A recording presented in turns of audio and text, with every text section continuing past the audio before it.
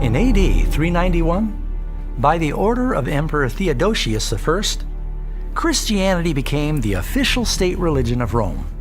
Worship at pagan temples was outlawed, and all other religious practices ceased. You're trying to Christianize an empire. You're trying to Christianize a pagan culture. The old basilicas were basically pagan temples. Put a cross over it. Put in paintings of biblical scenes, biblical heroes and saints and martyrs. So Christians actually deliberately at times and purposefully, as a strategy, take pagan not only places but rituals or ideas and, as they think, subvert them to advance the cause of, spreading Christianity. What we don't know is the extent to which they think this through and say, well, at what point is it legitimate to do this, and at what point do we perhaps begin to be taking on other ideas? The speed with which the early church tobogganed into apostasy will take your breath away. As millions of pagans hastily joined the church, they were naturally reluctant to dispose of their idol treasures. The Romans and the Greeks were so used to being surrounded by symbols of their deities. They began doing the same thing with Christianity. So many of these new converts just relabeled their idols with Christian names, like Paul, Mary, and Peter. A statue of Jupiter became a statue of Peter. And we know that because it has a sun disk right over its head that indicates that this is not Peter, but it's a pagan statue that's been renamed. The representations of Isis, which is originally an Egyptian goddess but has become very Greek already, becomes essentially the representation of Mary carrying her child. You have a mother and child tradition all the way down through history.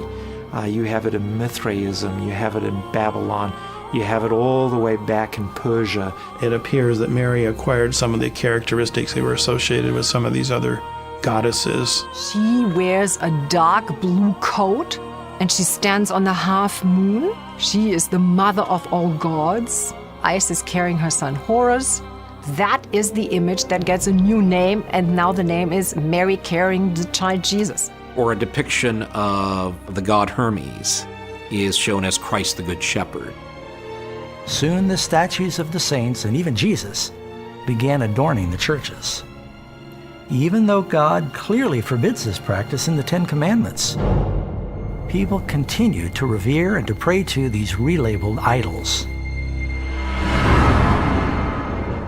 Thou shalt not make unto thee any graven image, or any likeness of anything that is in heaven above, or that is in the earth beneath, or that is in the water under the earth. Thou shalt not bow down thyself to them, nor serve them. Related to the last point is the veneration of Mary, the mother of Jesus. While it is true, Mary was a faithful woman and greatly honored to be his mother, the scriptures teach nowhere that she's to be deified or worshipped. Mary had always been important in ancient Christian history, but over the Middle Ages she becomes elevated almost to looking at it detachedly, almost to the rank of a semi-deity. The Virgin Mary was believed to be the one who would speak up for guilty human beings to her supremely virtuous and judgmental and rather censorious son. It's a very strange image, but that's how the religious art of the period shows it. The Bible does not venerate Mary as a special saint. It lifts her up as a pure, wonderful woman used by God to give birth to the Messiah. Yet, at the Council of Nicaea in 325, the Church elevated Mary to the stature of a goddess and co-mediator with Christ. Even as early as the late 4th century, churches were being dedicated to the Virgin Mary.